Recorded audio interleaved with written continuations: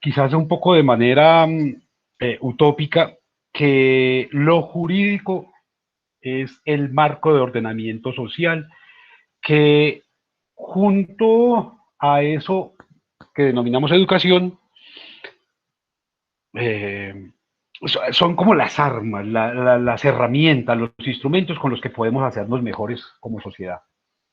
Yo no creo que pueda hacerse desde otro punto de vista que desde la educación y desde unos escenarios jurídicos reflexivos, en contexto, pero sobre todo que convaliden lo humano. Y con esto de lo humano hay un problema serio que todavía no hemos llegado allá. Supongo que en un par de semanas quizás logremos detenernos ahí un buen rato.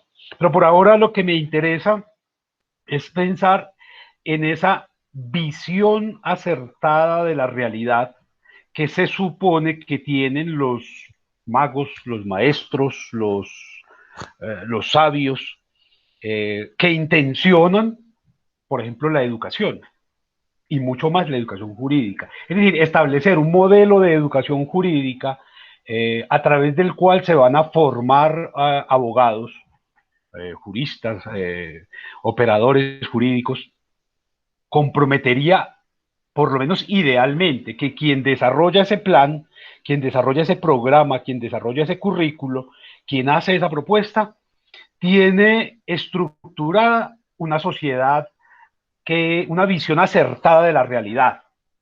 Y a mí eso me preocupa. ¿Quién la define? ¿Con qué fines e intereses la define? ¿Y en procura de qué? Digamos que esas son las preguntas que van a guiar el espacio de hoy. Y lo planteo en esos términos justo porque hay una relación clarísima entre el sistema educativo, el sistema jurídico y el modelo de desarrollo social o el tipo de sociedad en la que nos estamos moviendo. Entonces, quizás el primer escenario que tendríamos que hacer es abrir la ventana y ver hacia afuera qué hay. A ver si eso que estamos viendo a través de la ventana, eso que aparece ante nosotros cuando abrimos la puerta y vamos a salir, se corresponde con esos ideales discursivos que, que mueven nuestras acciones, que mueven nuestros sueños, nuestros proyectos, que lleva a la gente a estudiar, a trabajar, a producir cosas, a crear cosas, a desarrollar proyectos y algunos inclusive hasta a reproducirse a sí mismos a través de unos otros. Uno tendría que preguntarle, bueno, esta sociedad, este modelo social, este modelo de desarrollo humano, esta propuesta existencial en la que me estoy moviendo es el espacio ideal para que mis sueños, mis proyectos, mis anhelos, mis deseos se, digamos, se vitalicen. Yo creo que esa pregunta es fundamental, mucho más a la luz de quienes están estudiando derechos. ¿En qué sociedad voy a ejercer yo el derecho? ¿Y en la búsqueda de qué? ¿En procura de qué? Entonces, para intentar acercarnos, tendríamos que pensar cuáles son los valores que se priorizan en el modelo de educación y sobre todo de educación jurídica, eh, en tanto que se supone que el derecho se ejerce, oficia, funciona, tiene razón de ser como un modelo de ordenamiento social que toma como guías, como presupuestos hipotéticos, unos valores. Valores como la justicia, valores como el respeto, valores como la tolerancia, valores que en la palabra son muy bellos, nombrándolos son muy hermosos, pero que uno como que se asoma a esa ventana, abre esa puerta y dice, ¿dónde están? Y claro, allí tendría que adelantarme un poco y es presentarles a ustedes ese como un reto para que lo realicen alguna vez y es identificar la manera en que están desapareciendo del discurso jurídico dos conceptos que son fundamentales. Bueno, ahora ya no podremos hablar de conceptos, sino de nociones. Libertad y justicia. Cada vez menos el discurso jurídico toma esos términos para implementarlos, para pensarlos, para reflexionarlos o para obrar sobre ellos. Ya no se habla de libertades, sino todo lo contrario, de límites. Inclusive las definiciones de libertad que estamos operativizando tienen que ver con el límite, ¿cierto? Mi libertad termina donde empieza la del otro. Y estamos estableciendo límites. Y ya no hablamos de mi libertad, sino de los límites que podría tener esa idea realizada. Y ahí hay un asunto que, por lo menos desde el derecho, yo creo que es importante pensar. Y el otro es el concepto de justicia. Cada vez se habla menos de justicia como un asunto realizable, sino que acudimos a proceso, por ejemplo, a eficacia, a, ¿cuál es la palabra esa terrible con la que se hacen llamar algunos conversadores? Mediadores. Hay que mediar, hay que establecer diálogos, hay que llegar a acuerdos, hay que establecer encuentros, pero el asunto de la búsqueda de ese concepto, de esa significación, por lo menos de la justicia, ha venido perdiendo cada vez más y sobre todo en los últimos 20 años como existencia real. ¿Cierto? Entonces, yo creo que por ahí habría que comenzar a pensarnos. Yo he planteado en otros escenarios que tendríamos que comenzar a hablar de educación jurídica a partir de la educación para ciudadanos. Es decir, una educación para la solidaridad, una educación para la política que procura beneficios comunes y generales, eh, que compromete, por supuesto, un escenario de educación y no de adiestramiento, no de amaestramiento, ¿cierto? Que son digamos, los imperativos que hay desde la escuela. En la escuela no se educa, sino que se adiestra. ¿Cierto? Entonces usted, cada vez que vaya a hablar, levante la mano. Cada vez que tenga ganas de ir al baño, pida permiso. Tiene que llegar a esta hora, tiene que ponerse la camisa de esta manera. Y ahí no hay educación, porque a nadie le están procurando escenarios de reflexión de por qué esa conducta es correcta, o porque es adecuada, o porque es beneficiosa, sino que se le impone simplemente como un reglamento. El reglamento dice que usted tiene que estar aquí a tal hora, que tiene que ponerse este uniforme, que tiene que hablar de esta manera, que tiene que levantarse así. Y ahí hay un asunto que no educa, sino que adiestra. Y quizás lo grave es que, digamos que el ejercicio que planteo empieza en lo inicial, en la educación más básica, pero que además tiene continuidad en la educación media y mucho más grave todavía, en la educación superior o la educación que llamamos superior. ¿Cierto? Y entonces se supone que estamos formando abogados eh, y mi pregunta es esa, ¿y en qué momento se formaron ciudadanos? ¿Cómo es posible que alguien que no sea ciudadano, que no se asuma, que no viva, que no piense como ciudadano, pueda titularse como abogado? Y creo que esa pregunta no es una trampa ni es retórica.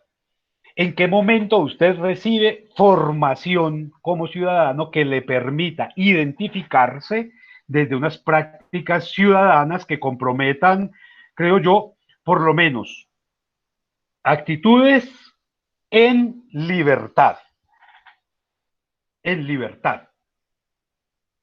Es decir, reflexiva, responsable, con capacidad de decisión, que eso traduciría más o menos educación en libertad para la ciudadanía.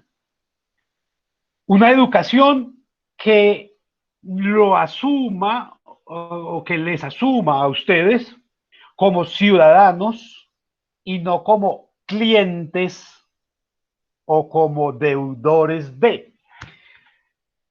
Yo me sorprendo que yo voy a algunas universidades y me encuentro, por ejemplo, parqueadero para clientes.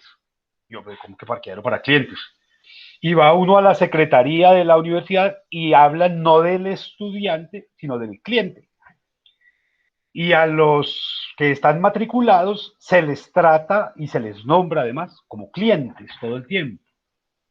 Digo, pero ¿por qué no son ciudadanos? Por lo menos ciudadanos, porque digamos, la condición de estudiante compromete algunas actividades y algunas actitudes y algunos asuntos un poco más gravosos. Pero estamos formando al otro para que sea un cliente, o peor aún, para que sea un deudor. Y eso me parece más grave todavía. Entonces no estamos formando ciudadanos. Y si no formamos ciudadanos, no podemos formar abogados, y no podemos formar médicos, y no podemos formar ingenieros, y no podemos formar profesores, y no podemos formar nada. Porque todo esto parte, y yo parto de la premisa de que estamos en un sistema democrático y no hay un lugar distinto que la democracia donde el abogado pueda oficiar. ¿Cuál es el papel del abogado en una dictadura? ¿O cuál es el papel del abogado en una monarquía? ¿O cuál es el papel del abogado en cualquier otro tipo de sistema político? No, no tiene sentido, allí no tiene lugar. En una dictadura, ¿para qué abogados? Sí, por eso la palabra dictadura. Eso es lo que dicta el otro, lo que, digamos, el modelo tergiversado que utilizamos del término romano, lo que convoca es un asunto en donde no hay reflexión, ni análisis, ni lugar a reclamaciones. Entonces, si estamos en una democracia, para ejercer el derecho, lo primero que tendríamos que ejercer es la ciudadanía. Y yo me encuentro con ciudadanos que, por ejemplo, con abogados, por ejemplo, titulados en derecho más bien, que de ciudadanía nada, que de actitudes ciudadanas nada. Entonces, digamos que allí habría un asunto importante que tendríamos que formar en educación para la libertad, en libertad, con libertad, para la ciudadanía, no para los clientes, no para ser cliente. Bueno, y la otra más complicada es que formamos para ser consumidores. Y entonces cualquiera de ustedes llega a la universidad y lo primero que le dicen, vea, tiene que comprar esto, tiene que comprar esto, tiene que ponerse esta ropa, tiene que utilizar esto. Y usted no se matriculó para ser consumidor, se supone. Pero toda la formación es para que sea cliente, para que sea deudor y para que sea consumidor. Pues le dicen, no, usted como abogado le toca vestirse así, le toca asistir a esto, le toca pagar esto, le toca comprar esto. Es más, desde hace poco más de una década, el sistema de educación, y sobre todo el de educación jurídica, es a punta de créditos. Entonces, ¿cuántos créditos tiene esta materia? Yo digo, bueno, ¿cómo así? Lo están formando desde el nombre para que esté endeudado todo el tiempo, para que consuma. ¿Cuántos créditos le faltan? Es decir, ¿cuánto más tendrá que endeudarse?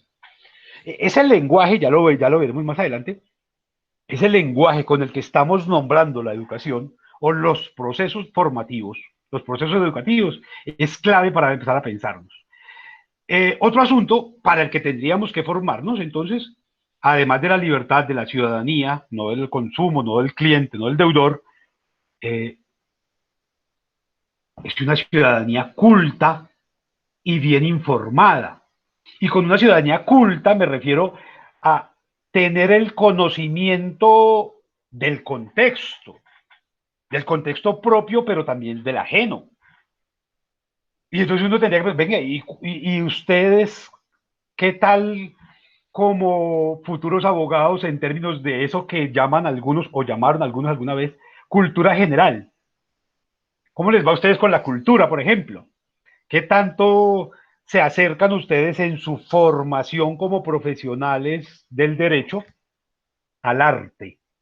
¿Cuántas asignaturas tienen ustedes para aprender a analizar una pintura, una película, un cuadro, un paisaje, la arquitectura? ¿O eso no hace parte de su formación? Eso no se necesita. Y quizás la instancia de educación más intensa, más efectiva, más libertaria que hay para cualquier área de conocimiento es el arte. No es gratuito que en cualquier dictadura, que en cualquier momento de esos en que se ha impuesto la fuerza, lo primero que se castigue, que se sancione, que se expulse, sea los artistas. Porque los artistas logran mostrarnos a través de distintas estrategias esas cosas que no queremos ver, que no nos interesa ver o que no que han pretendido otros que no debemos ver.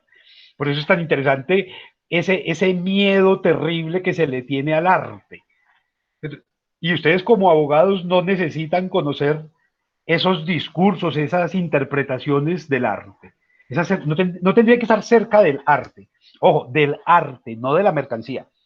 Porque habrá quien diga, ay, no, en las páginas de arte y cultura del periódico aparece Shakira. No, eso es mercancía, eso no es arte. ¿Qué tanto ustedes son capaces de dar cuenta de una lectura desde el arte para lo jurídico? ¿Qué tanto ustedes la van con la literatura, por ejemplo, para identificarse allí en el ejercicio profesional? Entonces, allí ese asunto de la cultura resulta fundamental, pero también el otro, el de la información. ¿Qué tan informados están ustedes de cómo se está moviendo lo humano, cómo está funcionando lo político, lo económico, lo social, no solamente a nivel local, sino también a nivel global? Y ahí entonces ese asunto de la formación en educación se nos vuelve un poco más cercano a los intereses particulares de unas reflexiones como las que nos mueven en este espacio en relación con lo jurídico. Si usted no es capaz de formar ciudadanos, por lo menos en esas condiciones, hay otras, por supuesto, habría que pensar en una ciudadanía, pero que sea activa y con criterio. La educación tendría que ser, y más la educación jurídica, tendría que formarnos para la ciudadanía activa, es decir, no para ser ciudadanos cada 4 años y por 5 minuticos mientras que vamos a votar, sino para ser ciudadanos cada segundo, cada minuto, cada momento. Si usted no es ciudadano activo todo el tiempo, ¿cómo puede ser abogado? Si el abogado se supone que es el que se mueve en ese contexto que sustenta las ciudadanías y la propia democracia. ¿Cómo es posible que un ciudadano que estudie derecho no esté enterado, por ejemplo, del acontecer político en términos de criterios reales? No en criterios partidistas, sino con criterios reales propios, de lo que está pasando en el acontecer político, de lo que está sucediendo, de los debates que se están dando. A mí me encantaría ver a los estudiantes de derecho, por ejemplo, generando contenidos reflexivos desde su formación en ciencias jurídicas respecto de lo que en este momento sucede en el país, con los líderes sociales, con la solicitud de preclusión de un caso para el que hay pruebas por todos lados para analizar. ¿Dónde están los ciudadanos que estudian derecho, pues que no dicen nada? ¿O es que la ciudadanía es para quedarse callado? Porque tengo por cierto que la ciudadanía activa compromete tener voz y voto. Y por lo menos los que deciden voluntariamente estudiar derecho lo hacen porque tienen voz, tienen capacidad de decisión, tienen capacidad de elección, tienen criterio para decir, tienen criterio para opinar, tienen argumentos suficientes para hacerlo. ¿Qué sucede entonces cuando un ciudadano decide quedarse callado frente a lo que lo está afectando o afecta a la sociedad en la que se mueve? ¿Qué tanto podríamos plantear que allí hay una educación ciudadana, una educación jurídica, una educación para la convivencia, para la tolerancia, para la paz o para el respeto? O sea, allí creo que hay un asunto que es grave, porque si la ciudadanía no es activa, constante y con criterio, no es ciudadanía. No es ciudadanía. Lo que es un acto de oportunismo. Entonces yo voto si me pagan con un tamal. Yo voto si me dan una teja. Yo voto si le dan trabajo a mi hermano. Ahí no hay ciudadanía. Ahí hay un acto de oportunismo. Y que uno, digamos que lo podría entender en determinados sujetos que padecen unas condiciones de necesidad, tal vez, uh, que digamos no tienen el criterio para entender lo que eso pueda significar. Pero en un estudiante de derecho, ¿cómo podríamos entender allí que no exista una ciudadanía activa una ciudadanía constante y una ciudadanía con criterio. La otra vertiente es pensar en una democracia real que se ejerza en distintas esferas, en distintos escenarios. Y una democracia real, o sea, no una ficticia, porque es que estamos acostumbrados a la dictadura de las palabras. Entonces creemos que democracia es una palabra rara que heredamos de los griegos. Pero la democracia se ejerce en la casa, la democracia tendría que ver con la pareja, la democracia tiene que ver con el trabajo, tiene que ver con el conductor del bus, tiene que ver con el señor que vende la leche. Las prácticas democráticas están o tendrían que ejercerse de manera constante, de manera permanente, de manera efectiva en todos los escenarios de nuestra vida. Porque uno no puede ser democrático únicamente en lo político.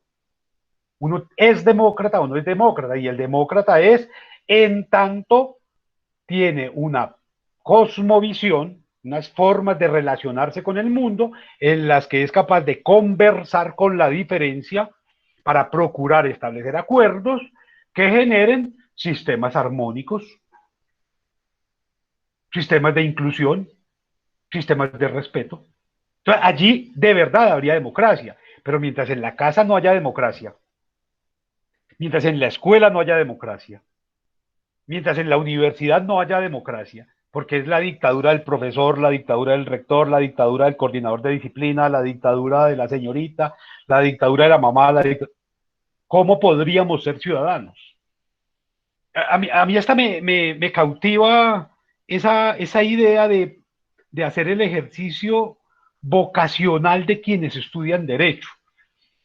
O sea, tiene que haber un asunto raro ahí en el fondo. Tenemos que acudir un poco a Freud para pensar eso. ¿Cómo alguien que se educa, se forma, vive, convive y jura amar la tiranía, la dictadura, es decir, a sus padres, cómo decide estudiar derecho? Si el derecho va en contravía de la dictadura y de la tiranía. Yo creo que ahí hay una cosa rara. Tiene que haber una especie de desfase, porque se educan con una mamá tirana. Usted me tiene que querer a mí, más que a su papá. Usted se tiene que tomar la sopa, tiene que irse a dormir ya, no ve más televisión, haga la tarea, todo es órdenes, órdenes, órdenes. Jamás una pregunta incluyente. ¿Qué te parece que deberíamos preparar mañana de almuerzo? Nunca. Hay sopa, listo. Pero a mí no me gusta, se la toma. Eso es una dictadura. Eso es una dictadura. Usted llega a esta hora o tiene problemas. En esta casa se cierra la puerta a tal hora. Eso es una dictadura. Pues cuando ustedes comparan un poco lo que sucedía en la Argentina, en Uruguay, en Brasil, en Centroamérica, era eso. Era el toque de queda obligado todo el tiempo. Usted no se puede pintar el pelo de esto, no se puede hacer el piercing, no se haga el tatuaje. Un control absoluto, total, pleno, sobre todas las esferas de la humanidad. ¿Usted por qué está triste? ¿Por qué está tan callado? ¿En qué está pensando? No puede hablar con ese amiguito. Ahí hay una dictadura. Y en el marco de esa dictadura, eligen disque estudiar derecho. Y está bien, me alegra. Pero en algunos momentos, hay algunos todavía, yo quisiera creer que cada vez son menos, en algunos momentos tienen hijos, estudiaron derecho, estudiaron para sustentar la democracia, tienen hijos y se convierten en los mismos tiranos que los educaron a ellos. Y entonces el hijo no puede, no puede, no puede, pida permiso, alce la mano, no hable así, no se mueve. Pero no estudió pues derecho. El derecho no es un instrumento para garantizar derechos, libertades y posibilidades de convivencia armónica y en respeto. Y a mí me parece que ahí la cosa está grave. Claro, yo les tengo una propuesta para interpretar eso. Bueno, la otra es que la educación tendría que ser inclusiva. Una forma de educación que no sea incluyente no es una educación para la democracia. No es una inclusión, no es una educación para la ciudadanía. No puede serlo. La educación o es inclusiva o es incluyente o no es educación. Y eso traduce que tendría que ser para todos de las mismas maneras, con las mismas fórmulas de posibilidad. ¿Cierto? Pero cuando usted le dice, vea, usted no puede entrar a esta universidad porque es que usted es muy bajito, o es muy negrito, o es muy pobre, o es que usted vive en un barrio maluco, entonces a usted le toca estudiar en otra. Cuando usted sigue creyendo, a un asunto que veré más adelante, que resuelvo un poco más adelante, es cuando usted, por pobre, le toca estudiar en una universidad pública. Y la universidad pública está condenada a crear obreros, porque solamente la privada de gama alta es la que genera organizadores, directores y funcionarios de poder. O sea, o usted estudia en los Andes, la Javeriana, el CS, AFIT, o va a ser empleado toda su vida. Y ahí hay un problema serio, porque eso no es educación para la ciudadanía. La ciudadanía se supone que compromete igualdad de oportunidades desde las mismas estrategias formativas. Pero tendríamos que tener una educación que fuera incluyente, que fuera inclusive, que fuera para los negros, tanto como para los indígenas, tanto como para las mujeres, tanto para los hombres, para todo el mundo igual. Pues la oportunidad de ir a educarse, ¿cierto? Pero además creo como última característica de la educación necesaria para poder avanzar hacia modelos democráticos, hacia modelos de ciudadanía y sobre todo hacia la legitimación de una educación jurídica sin hipocresías, que la educación tiene que ser optimista. Tiene que ser optimista. En la década del 80 hubo una primer ministro en Inglaterra, la dama de hierro, doña Margaret Thatcher, que tenía una expresión lingüística muy extraña, por lo que a mí me sigue doliendo todavía hoy, eh, para referirse a las condiciones que tenían que sufrir los ingleses en virtud de las transformaciones que ella imponía. Decía, eso es lo que hay. Y eso significa que se estaban formando para la tragedia, no para la transformación positiva, no para el cambio, no para las estrategias alternativas. No, eso es lo que hay, usted verá. No hay más, no hay más. Y ahí me parece que es grave cuando en el colegio pasa eso, cuando en la universidad pasa eso. A usted le toca aceptar simplemente, no, eso es lo que hay. Ese es el profesor que le tocó. Si no le gusta de malas, no hay otro. Acostúmbrese a él, búsquele la trampa, búsquele el ladito. Esta materia no la da nadie más, usted verá. No, esos son los baños de la universidad. Si no le gusta, vaya a la cafetería de enfrente. Si nos estamos educando para la tragedia, apague y vámonos.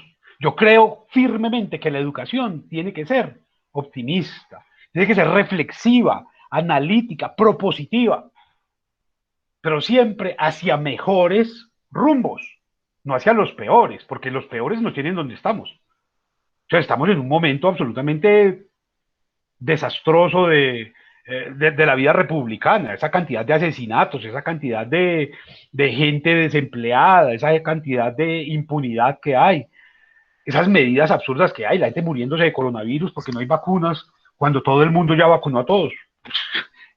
Eso no puede ser aplaudido. Pero tampoco podemos pensar que nos vamos a acabar mañana, sino todo lo contrario, que eso tiene que convertir la educación en un instrumento propositivo, optimista, cálido. Porque cuando hacemos eso, entonces logramos superar una etapa que Durkheim llamaba las sociedades arcaicas, que es en las que estamos nosotros todavía. Estamos atrasados casi 5.000 años en relación con el resto de la humanidad. ¿Cierto? Y es que si no educamos ciudadanos, seguimos creyendo que la educación pública está en contraposición de la educación privada y que la única educación de calidad real es la educación privada.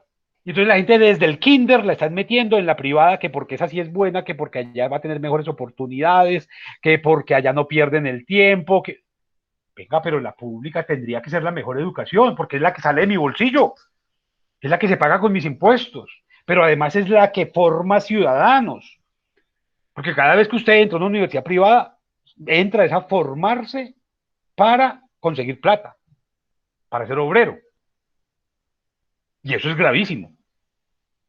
Ya veremos cómo funciona eso. Pero se supone que la universidad pública es pública en tanto que allá está la diversidad. Allá están ojo pues con esto, están los verdaderos nosotros. No es que allá estén los otros, no. Allá en la pública, en el colegio, en la guardería, en la universidad, allá están los verdaderos nosotros, porque nosotros lo que somos es pluridiversidad, nosotros somos un crisol de posibilidades, ¿cierto? Que la pública admite y que en la privada se puede perfectamente depurar. No, aquí no entra usted a esta universidad si no tiene plata para pagar el semestre. Y hay universidades en un país como este que tiene unos niveles de tragedia en la miseria espantosos, una universidad que cobre por semestre 20 millones de pesos. Y yo, aquí está pasando algo raro. 20 millones de pesos. Sí, si usted quiere tener un carnet que diga que usted es de esta universidad, tiene que pagar 20 pesos, 20 millones de pesos semestrales. ¿Y los puedo pagar a crédito? No, eso es de contado. A ver, vamos a ver, miremos cuál es el sistema laboral que tenemos, los tipos de contratación que tenemos, los niveles salariales, y entonces llegamos a una conclusión fea en relación con quiénes pueden pagar eso. Porque un obrero no puede, un empleado no puede, alguien de clase media no puede sacar cada 5 meses 20 millones de pesos para entregarle a una institución para que el familiar, el hijo, eh, vaya a jugar cartas a la cafetería. Y eso es gravísimo. Uno tendría que pensar, bueno, esa discusión entre la educación pública y la educación privada tiene sentido en una sociedad como esta. Porque hoy, cuando usted dice, soy de la educación privada, está diciendo, hago parte de la alta burguesía. Todo el que dice, soy de la pública, ese es pobre. Ah, ese es pobre, ese tiene las medias rotas. La gente de la pública tiene las medias rotas, no se echa desodorante. Ese es el imaginario que tenemos. Solamente los de la privada, como que tienen posibilidades de comer 3 veces al día. Yo no creo en eso. Y no creo en eso por un asunto que les voy a explicar enseguida. Y tiene que ver con el tipo de homo que estamos siendo. Pero aquí estamos creyendo, sin argumentos, que la universidad privada es mejor que la pública. Y entonces los cargos públicos, los cargos de responsabilidad, las gerencias, son para quienes se gradúan de universidades privadas. Y los operarios, los que están cargos medios, a esos son de la pública. Porque es que el de la pública es revoltoso. ¿Es revoltoso contra qué? Es revolucionario, es vago. Hay una cantidad de mitos absurdos que no nos dejan entender que el error está en creer justamente que a partir de la educación privada podemos lograr transformaciones para todos. El que se mete a una institución privada va a buscar privilegios para él, no para los demás. Pues nadie que se meta a estudiar a los Andes va a salir pensando, ay, ¿cómo podemos ayudar a los barrios pobres de Ciudad Bolívar? Ni siquiera sabe dónde queda eso. O sea, ese dilema, educación pública versus educación privada, es fundamental, porque precisamente, y no tiene que ver solamente con el título, sino inclusive cuando ustedes hacen el ejercicio de revisar los materiales de estudio de las dos universidades, de los dos colegios, de las dos escuelas, encuentran la diferencia. Encuentran la diferencia. En unos materiales aparecen los grandes administradores, los grandes problemas políticos, el gran contexto, las grandes vacaciones que permiten conocer lo que está pasando en otros. Y en las otras, no, pues si está en Medellín, vaya a ver si tiene plata para una cerveza en Bantú. Hagan el ejercicio de mirar los Facebook de alguien de la pública y uno de la privada. Y ahí se va a dar cuenta dónde está el dilema absurdo. Ahí se da cuenta usted. O sea, uno no, de paseo en Bello, y el otro no baja de Dubái. Pero aquí, ¿cómo podríamos equilibrar a esos dos profesionales en términos de oportunidades para ejercer? Y entonces ese debate público versus privado es fundamental, eso hay que darlo, por supuesto, mucho más en términos de derecho. Yo no sé si ustedes alguna vez hacen eso, ustedes han comparado los currículos de cada asignatura que están viendo en la universidad en la que están matriculados en este momento, con los que está viendo un estudiante de Derecho en el Rosario, en la Javeriana o en los Andes. Ustedes han hecho el ejercicio. Ustedes han visto qué está viendo, qué metodologías, qué recursos pedagógicos, qué discursos le están presentando a alguien que esté estudiando Derecho en el CES o en EAFIT. Ustedes están haciendo el ejercicio. Yo creo que eso es fundamental para ustedes, porque allí les permite medir el nivel de oportunidades laborales que van a terminar teniendo al final, si eso es lo que los mueve a ustedes, el trabajo. Pero ahí hay un asunto que tendríamos que revisar también. Esa educación pública quizás debería ser, por lo menos, en los primeros años de estudio, digamos en la primaria, debería ser obligatoria para todo el mundo, pública, para ver si aprendemos a entendernos, a reconocernos, a aceptarnos y a asumirnos. Ya después usted váyase para el colegio privado si quiere, pero por lo menos que en los primeros años tuviéramos la oportunidad de encontrarnos con el otro y entender que ese otro también soy yo.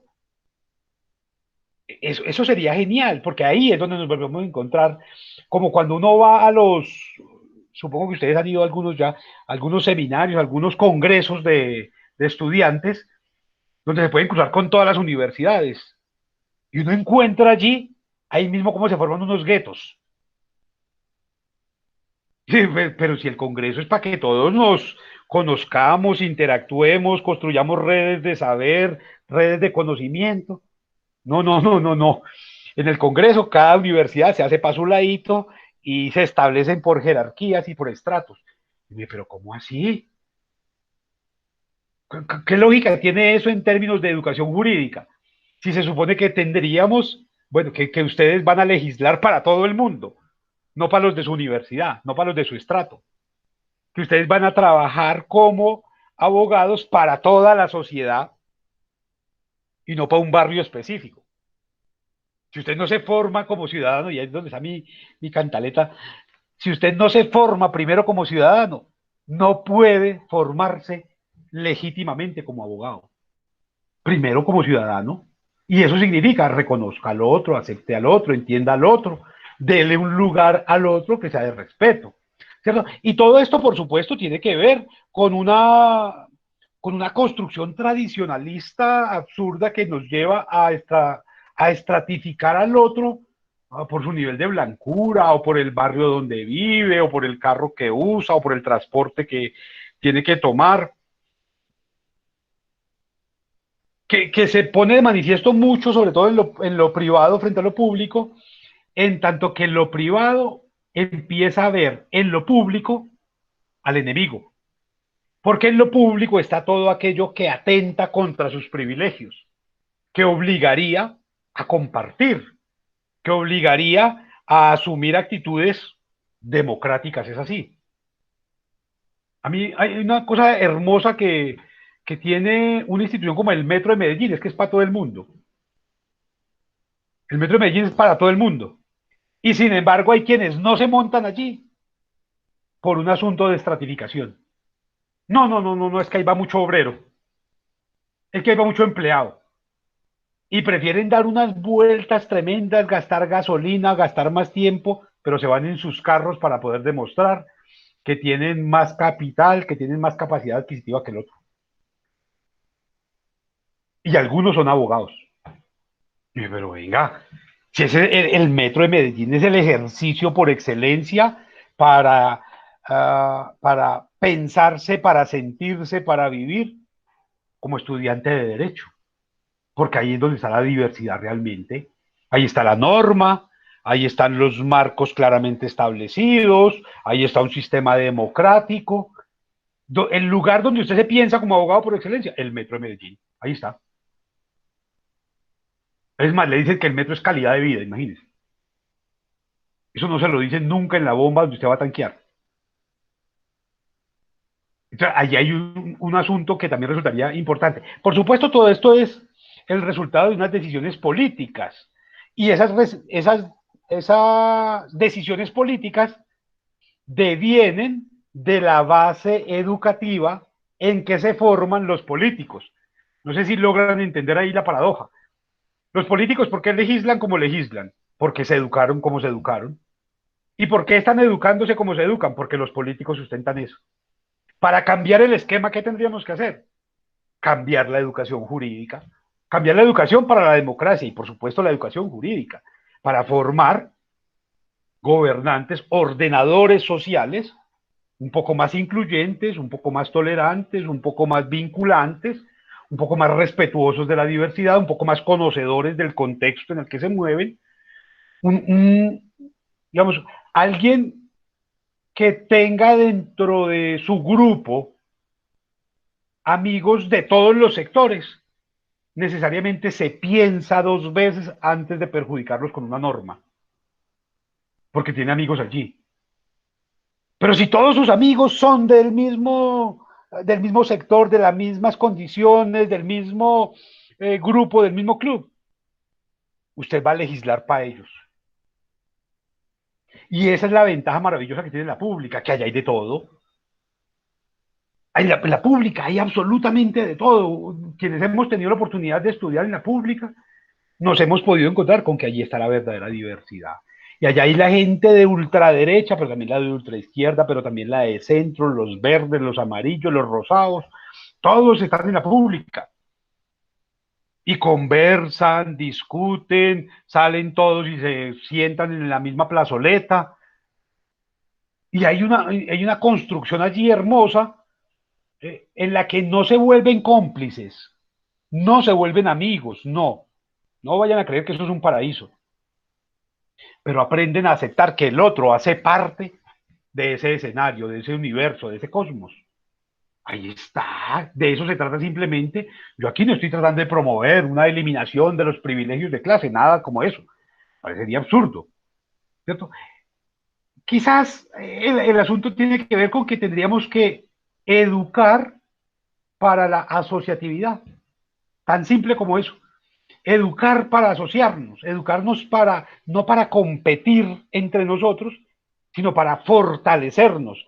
Ah, Tatiana es muy buena haciendo esto. Hombre, pues haga el trabajo con Vicente, que él es muy malo para eso, pero es bueno para otras cosas. Cuando ustedes se asocian, se vuelven más fuertes. Pero todo el sistema educativo está diseñado desde el kinder, desde la guardería, desde el párvulos, para que usted esté compitiendo con el otro. Es más, no para que compita con el otro, para que usted anule al otro, para que usted elimine al otro. Y entonces eso es una hipocresía bastante interesante, sobre todo en las instituciones educativas, que les dicen a los estudiantes, hagan trabajos en grupo, pero todo el tiempo les están premiando individualmente. Yo digo, pero ¿cómo así? Sí, solamente la beca es para el primer puesto. Ah, venga, pero si estamos trabajando en grupo, a uno solo se la doy. Hay una hipocresía absurda en ese sentido. Entonces, es que no estamos formando para la asociatividad, sino para la individualidad.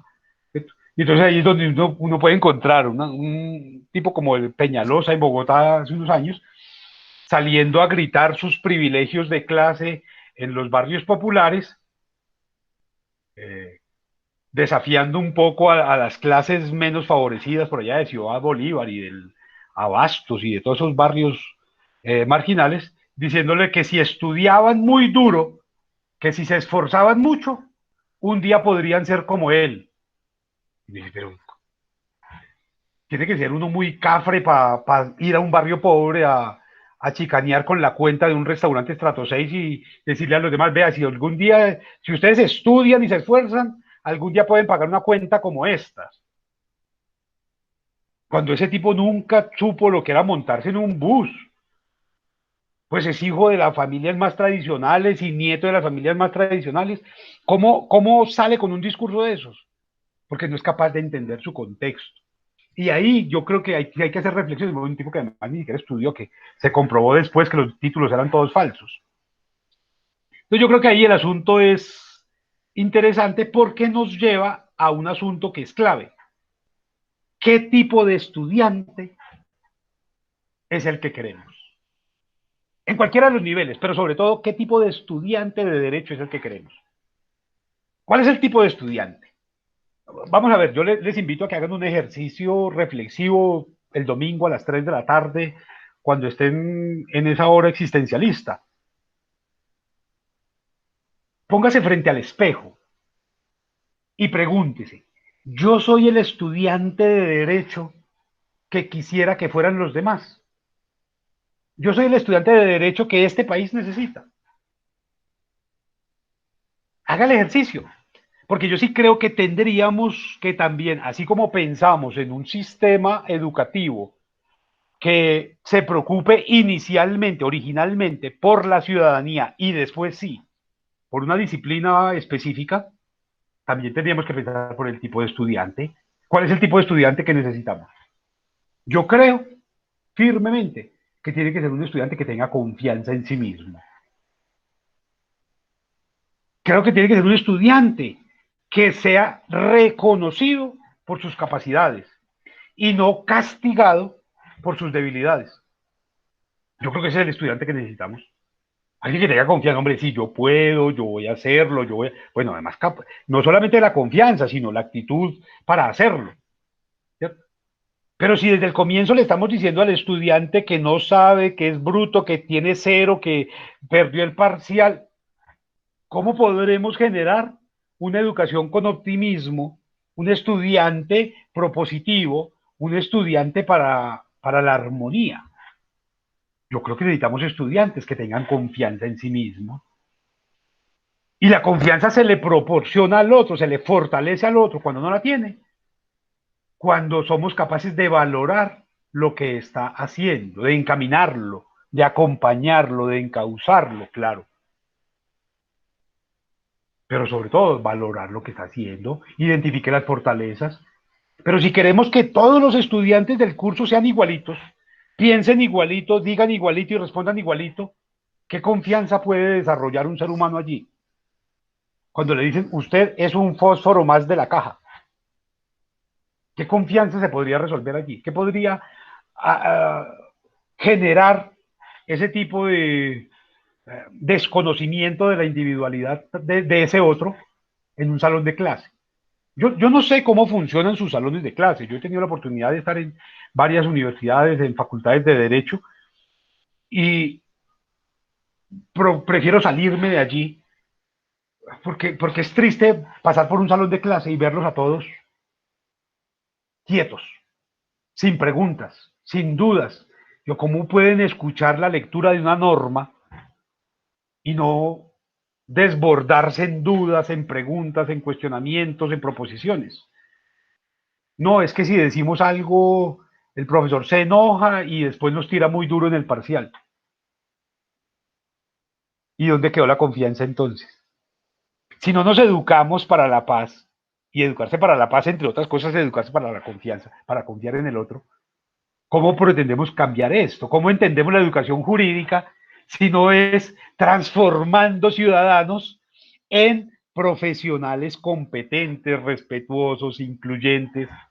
Es decir, en estudiantes para la posibilidad de vivir juntos, ojo, de vivir juntos, de reconocer el nosotros y no el los otros.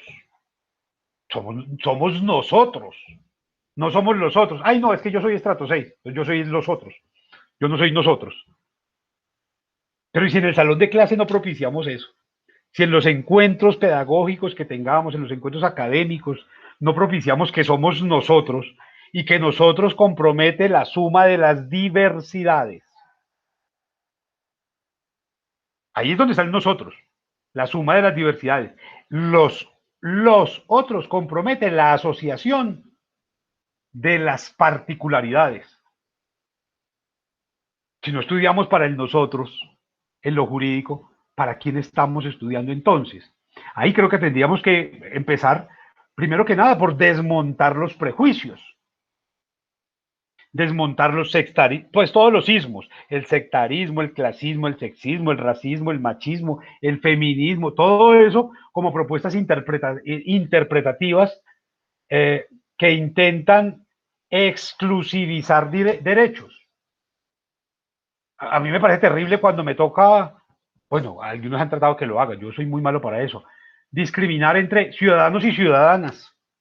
Yo, ay, carajo, eso me queda muy complicado. Prefiero hablarle a la ciudadanía, entonces. Me toca hablarle entonces a los pacientes y las pacientas. Yo no, pero es que el asunto no es así, es del lenguaje. El problema del derecho no es un problema de lenguaje, es un problema societal. Pero este mundo, esas diferencias y esos irrespetos y esas desigualdades no se van a resolver con una E.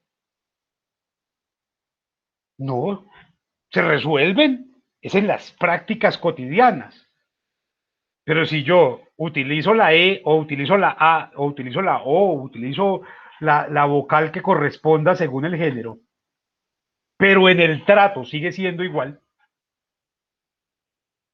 en las oportunidades, en los salarios, en los trabajos, en las elecciones sigue siendo igual, me voy a arreglar por la vía de derecho. No, yo incluyo a todos y a todas en mi discurso. Pero ¿y si mis prácticas no son equivalentes con esa palabra? Y creo que en el derecho sí que hay esa necesidad. Ahí sí que hay esa necesidad de abandonar esos ismos que me llevan a pensar que porque estudio derecho soy más que los demás. Es que el abogado, ese es el gran superhéroe. En cambio, esos médicos, no, esos profesores, ¡ja! Pobrecitos. Esas enfermeras, ¡ja! Qué tristeza. Porque no, todos tenemos que ser abogados.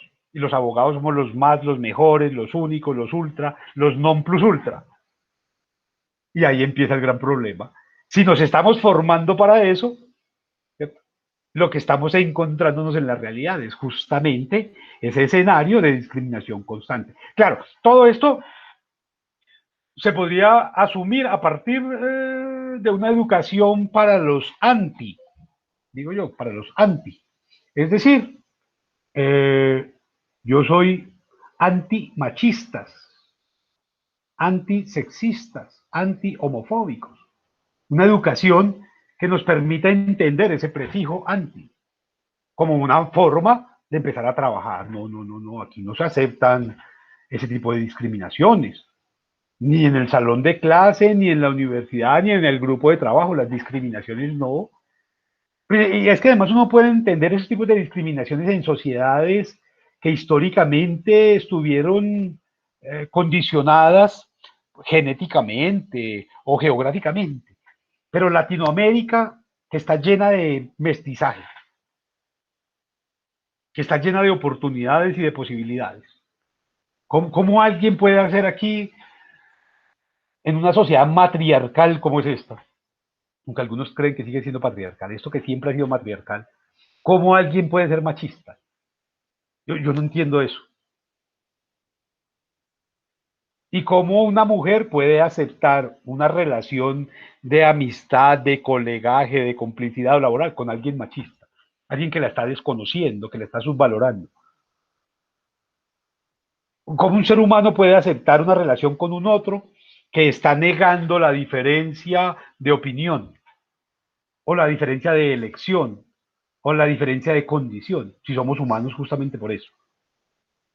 Y entonces ahí la educación jurídica sí tiene una tara extraña que pretende formar a unos sujetos diferentes del resto de la sociedad, más privilegiados y predispuestos para lo mejor de esa sociedad, porque todos los demás tenemos que pagarles arriendo. Por supuesto, todo eso se explica en el marco de algo que yo denomino también una triada, neoliberalismo, democracia y ciudadanía. que deviene, y aquí es donde Tatiana puede sentirse identificada, que deviene justamente ese neoliberalismo, esa democracia y esa ciudadanía de unos objetivos que se han trazado con anterioridad a nosotros para beneficiar solamente la productividad. Y entonces usted tiene que tener una meta clara porque si no, no llega a ninguna. Pero ¿cómo así? Venga, y si se me varó el bus y me bajé y el paisaje me gustó, ¿qué? No, porque usted tiene que llegar es allá a esa hora. No, venga, pero ¿y qué pasa si me encuentro a alguien que me enriquece mucho y me puedo quedar conversando? No, tiene que llegar a esa hora. Y ese es un asunto en el que se representa de manera caricaturizada toda esa ideología del neoliberalismo, que todo lo quiere convertir en indicadores, en metas, que todo tiene que ser medible, evaluable y cuantificable, que todo tiene que representar unos certificados, unos puntos. Y entonces desde chiquiticos los educan para eso. Y esto es gravísimo. Imagínense, vea, les cuento una infidencia aquí, no le vayan a contar a nadie por fuera de la internet. Imagínense que en la escuela y en el colegio dejaron de estudiar economía, que era una cosa maravillosa, porque le enseña a usted a pensar el sistema, a entenderlo. Dejaron de estudiarse economía para estudiar educación financiera. ¿Ustedes logran entender lo que significa eso? La educación financiera es para que usted aprenda a manejar su tarjeta de crédito, no para que deje de usarla, no para que deje de consumir, no para que tome elecciones económicas viables, responsables con sus posibilidades. No, ahora les enseñan educación financiera para que usted aprenda cómo puede endeudarse, para que usted aprenda cómo sacarle más puntos a la compra que hizo con la tarjeta de crédito, para que usted pueda aprovechar para ir el día del viernes negro o el día de las promociones de aquel almacén a comprar más. Y ahí es donde está reflejado en el mundo económico esa práctica cotidiana de yo voy es para allá. No puedo comerme este dulce porque es que el fin de semana me tengo que comprar una oblea. Que traduce lo mismo. Si usted no me dice exactamente cuál es el objetivo de esta clase, entonces yo no la puedo disfrutar. Ay, pero un momentico. ¿Y por qué todo lo tiene que tener finalizado? Usted empieza a hablar con una persona y bueno, pero usted qué es lo que quiere conmigo. Esa tradición que discursivamente se le adjudica tanto a las mujeres, aunque en la práctica es más de los hombres, del somos o no somos y si no somos nos volvemos. ¿Usted me quiere para vacilar o qué? Es exactamente lo mismo, es una actitud absolutamente neoliberal en la que todo tenemos que llevarlo al marco de lo medible, de lo, ¿usted cuánto me quiere? Y uno ve que hay algunos que le preguntan a los niños, ¿hasta dónde me quieres? Yo, pero ¿cómo que tenemos que medir el amor también? Es que yo te amo más. ¿Cómo se mide eso? Hay unas peores todavía. Respéteme al menos un poquito. Venga, ¿y uno cómo mide eso? Por cuartas, por kilos, por gramos, por onzas, por cachetadas. No, es que esa clase no me aporta. ¿Y cómo mide los aportes usted? Y esto, claro, deviene, no me salí, miren que no, deviene de que a usted los enseñan que usted sabe uno de matemáticas, sabe dos de geometría, tres de álgebra y cinco de español. Ay, ve, soy como mediocre como estudiante entonces, si saco el promedio. Porque nos enseñan que todo lo tenemos que medir. ¿Cómo es eso de que yo sé 2,9 de álgebra? Ay, carajo, me faltó una décima. Y uno ve a los estudiantes detrás del profesor, profe, punto 5 que me hace falta. ¿Qué traduce punto 5 en derecho? ¿Qué? ¿Una coma? ¿Un inciso? ¿Un artículo? ¿Un código? Todo lo estamos midiendo matemáticamente como si fuéramos neoliberales. En un mundo que todavía traga frijoles, que le encanta la mazamorra, que adora la arepa, que le encanta la empanada. O sea, somos indígenas, pero todo lo llevamos al plano del neoliberalismo europeo. Todo lo tenemos que llevar allá. Entonces, ¿cuántos puntos tienes en tu tarjeta? ¿Cuántos puntos me da este producto? Únete a Puntos Colombia para que tus compras con la tarjeta de crédito te garanticen algún día un termo. Pero, ¿cómo así? Y en la educación funciona lo mismo, créditos. ¿Cuántos créditos tiene usted? ¿Cuántos créditos tiene esa materia? ¿Cuántas horas me va a dar de clase? ¿Cuántas páginas tiene el libro? Todo lo estamos neoliberalizando. Todo lo llevamos a ese modelo neoliberal. Eso es grave porque, claro, ¿desde dónde se funda ese discurso? Desde los finales. Y entonces, a finales de la década del 80, un japonés, de esos que sí tienen plata como un berraco, y que todo lo matematizan históricamente, dijo, ¡ay, no! Llegamos al fin de la historia. Fukuyama. Si ya la historia se acabó, ya todo lo que sigue es para abajo. Entonces ya podemos montarle al otro sobre una estructura mental, una estructura que es matematizada, porque hay que volver a comenzar. Es reiniciar el computador, es reiniciar el procesador mental también. Entonces, ese fin de la historia también nos puso con el fin de las ciudadanías, ¿cierto? También nos puso allí el fin de la ciudadanía. ¿Y por qué planteó el fin de la ciudadanía? Que es el gran asunto aquí. No nos podemos educar para la ciudadanía porque nos educan para que seamos clientes, para que seamos consumidores, para que seamos deudores. Y eso es la educación que estamos recibiendo todo el tiempo, a través del lenguaje, a través del discurso, a través de las... ¿Usted quiere estudiar? Ah, vea, pídale prestado al ICETEX, pídale prestado a las empresas públicas, pídale prestado al tío, pídale a la natillera. Y es educarnos para la deuda. Y entonces, ¿usted qué puede hacer todo el tiempo si no estar condenado a pagar esa deuda? Entonces, hay un asunto muy grave que ayuda a entender la aparición de unos sujetos que para mí son los archienemigos de todos. Porque en esa economía, en ese sistema que todo lo educa para la deuda, para la clientela, para el crédito, lo único que nos queda por hacer, se supone en el discurso, es volvernos emprendedores. Y apareció el emprendedor. Sí, lo único que puedo hacer es eso, porque a mí ya no me contratan en ninguna empresa porque las formas de contratación son por 2 meses. Me tengo que volver emprendedor. Pero el emprendedor tiene una particularidad maravillosa y es que es un neoliberal fracasado, porque tiene que recurrir a la publicidad y al marketing, que son estrategias del neoliberalismo, para promover su emprendimiento. Y el emprendedor tiene que pagarse su seguridad social y tiene que pagarse su propia pensión y tiene que pagarse todo, tiene que pagarse su propio salario. Entonces él mismo se convierte en autoesclavizador de sí mismo, pero se siente regio porque es emprendedor. Y dice, bueno, aquí hay un problema serio que es de educación. No nos educaron para la democracia, nos educaron para volvernos deudores y todo emprendedor que se respete está endeudado o está pidiendo prestado. Es que estoy buscando quién subsidie, estoy buscando quién aporte, estoy buscando quién preste, todo emprendedor que se respete está endeudado. Y eso quiere decir que es un excelente resultado de este sistema educativo. Lo educaron para que fuera un deudor.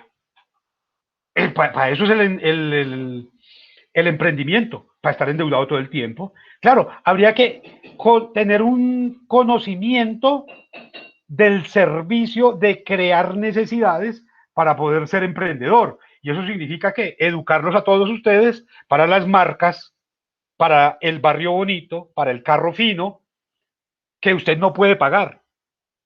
¿Y cómo lo adquiere? Con un Chevy Plan. Métase al Chevy Plan. Ya, y entonces pague 50.000 veces ese carro y espere a ver si algún día se lo entregan, porque eso es por rifa. Y entonces cuando se lo entregan, estrato 6. Pero cuando le dicen, vea, vaya, cómprele el SOAT. Uy, acabo de ser vacunado. Y ahí es donde está el emprendimiento. El emprendimiento es simplemente una trampa de ese modelo educativo en el que no nos estamos pensando como ciudadanos, sino como clientes, como deudores o simplemente como compradores compulsivos que nos legitima. Esa práctica nos legitima. Entonces, allí hay un asunto muy extraño, porque inclusive esto llega al punto, ese asunto del emprendimiento, miren cómo suena esto de bonito, de la autogerenciación. Cada uno de ustedes se vuelve gerente de usted mismo. ¿Cierto? Y entonces, Juliet es gerente de su propio destino, de su propia vida, de su propio proyecto de vida, igual que Freddy, igual que Roger, igual que Tatiana, son gerentes de sí mismos. Traducción de eso. Oiga, si yo hago ese seminario, me dan certificado, porque los certificados son la manera que usted tiene de enriquecer su hoja de vida para poderse presentar como emprendedor. Ay, vea, es que yo soy abogado y además tengo 20 diplomados de 50 horas y los puede certificar, le preguntan a usted en el mercado. Y a usted entonces le toca volverse un coleccionista de papelitos. Venga, me da un certificado, por favor, de que yo estuve aquí. Me da una medallita, me da una carita feliz por haber estado aquí. Esa es la actitud del emprendedor, del que no fue capaz de pensarse como ciudadano, pero que se reconoce como un sujeto comprador, un gerente, está metido en el negocio administrativo, un gerente de sí mismo. Ahí es donde está el problema del emprendimiento. Qué bacano que la gente hiciera cosas por hacerlas, porque las quiere hacer, porque le interesa hacer. Pero cuando la hace para suplantar sus propios derechos, sus propias posibilidades, ahí tiene un problema muy serio, ¿cierto? Y a eso me refiero cuando les digo que todos los excluidos buscan lo público. No, es que como yo tengo plata, yo me voy a la mejor clínica. Como ellos son pobres, van al San Vicente de Paúl, se van al Cisben. Y entonces el que está pagando medicina prepagada se siente de inmediato que ya triunfó, que es un sujeto de éxito, que ya alcanzó el culmen de la ciudadanía. Cuando lo que es simplemente es un pagador de deudas. Y el otro, el que no tiene plata, le toca en lo público. Le toca en lo público. Y entonces, como con ese criterio se está legislando, lo público es lo peor. Les propongo ejercicios bien interesantes. Revisen el sistema de salud de las principales potencias y se van a dar cuenta que es totalmente público. Y entonces el congresista tiene que estar en la salud pública. Entonces el congresista busca que la salud pública sea la mejor, porque es que a él lo atienden allá. Pero si al congresista lo atienden en la prepagada, pues no se va a preocupar por la pública. Y los hijos del congresista se van para la universidad privada. Entonces va a hacer todo lo posible por acabar con la pública. Y ahí es donde está esta economía de mercado que resulta simplemente de una cosa, de no educarnos para la ciudadanía, de no educarnos para pensarnos como sujetos de derechos con obligaciones, sí, pero sobre todo con derechos, derechos que han sido, no fueron gratis, esos no nos lo regalaron, esos no aparecieron en un bombomún.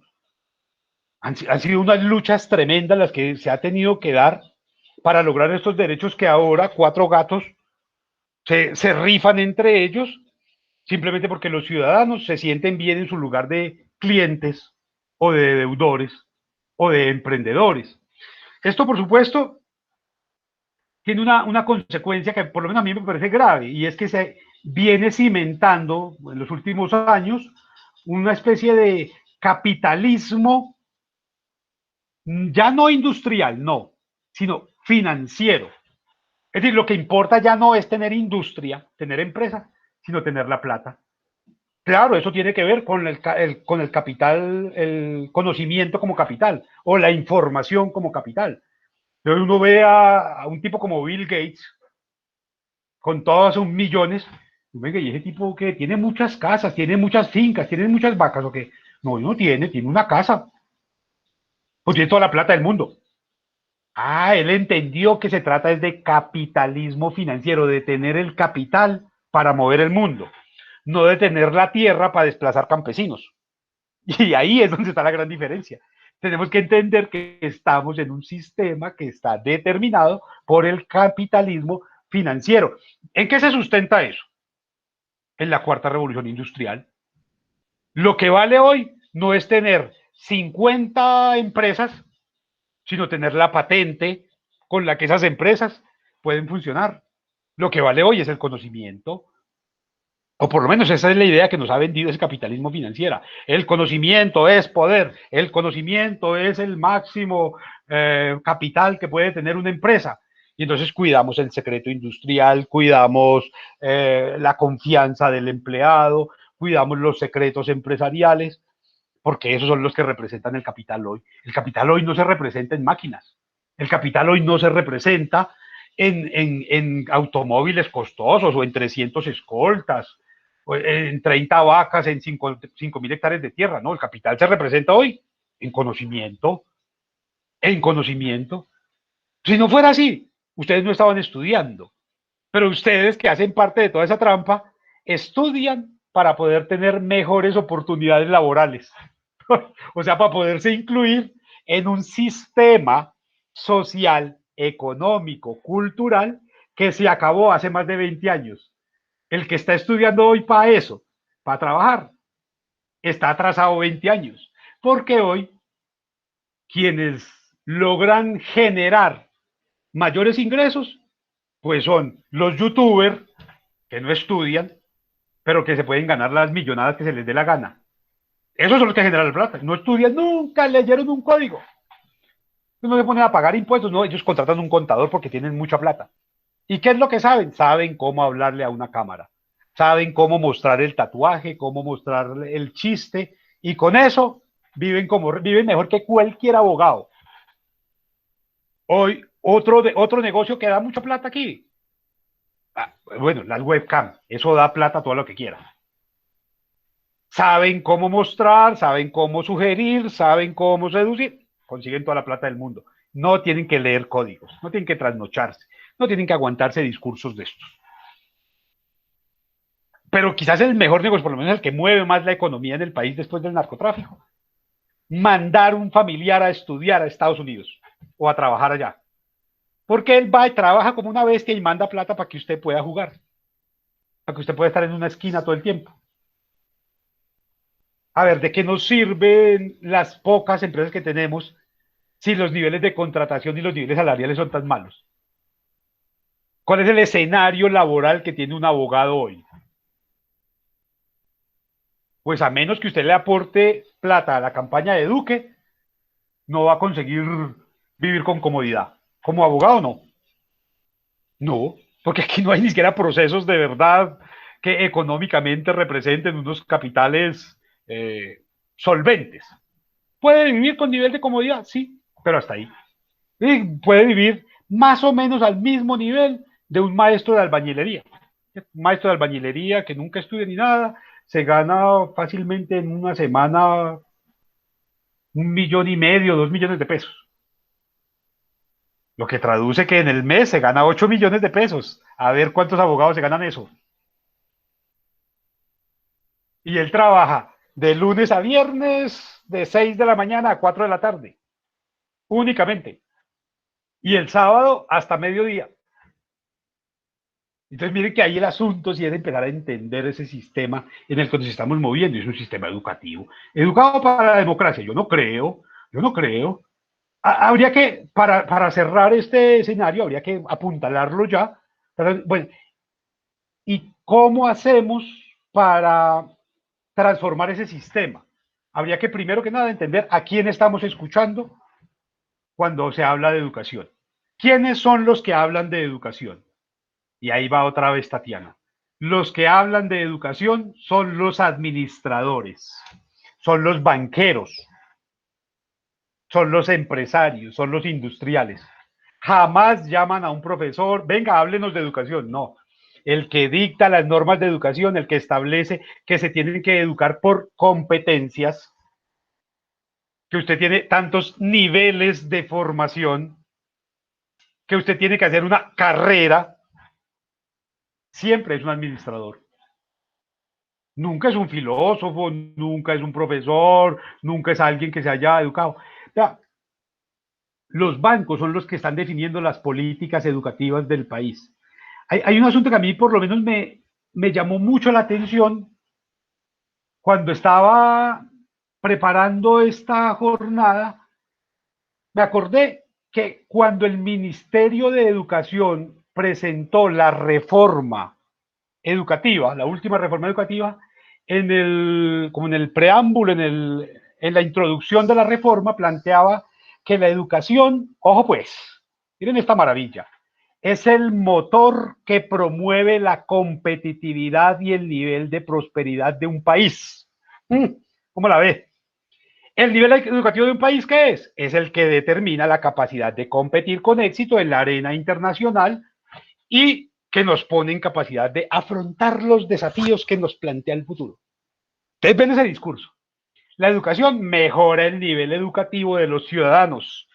Supone, la educación, abrir las puertas a puestos de trabajo de alta cualificación, que eso traduce que representa una apuesta por el crecimiento económico. Es decir, usted se está educando solamente para hacer más competitivo el país, no para hacerlo más pacífico, no para hacerlo más armónico, no para valorarlo, no para reconocerlo, sino únicamente para ser el motor que promueve la competitividad y el nivel de prosperidad del país. Y entonces usted tendría que preguntar, bueno, ¿y a ustedes los están formando para eso?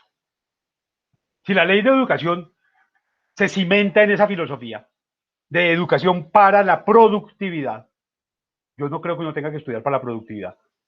Yo creo que eso deviene del ejercicio profesional, la productividad. Deviene de eso. Pero uno tendría que educarse. Primero que nada, porque es una obligación como ciudadano potenciar todas las capacidades. Uno tiene que educarse porque tiene un cerebro que todo el tiempo le está pidiendo información, datos, niveles de comprensión. Es un asunto vital, la educación. Pero si el ministerio, que es el que dicta las políticas que rigen su ejercicio profesional, le está diciendo que usted tiene que educarse es para hacer del país algo más productivo. Y además, ese mismo ministerio es el que rifa, regala y entrega los recursos naturales. El que sustenta la venta de las empresas nacionales. ¿A qué estamos apostándole entonces como sujetos? Yo creo que la educación jurídica sí se tiene que pensar en una clave de ciudadanía. Esencialmente, una clave de ciudadanía que comprometa, yo no creo que yo tenga la última palabra, pero sí que comprometa la libertad, comprometa la ciudadanía misma, no la clientela, no convertirnos en clientes ni en consumidores, que comprometa la cultura, que comprometa la información global, la ciudadanía activa, constante y con criterio, la democracia real, práctica, operativa, en la familia, en la casa, en los amigos, una educación inclusiva, pero sobre todo una educación optimista, una educación para la construcción, para el reconocimiento, para la serenidad, para la armonización. De lo contrario, esa educación jurídica no sirve para nada.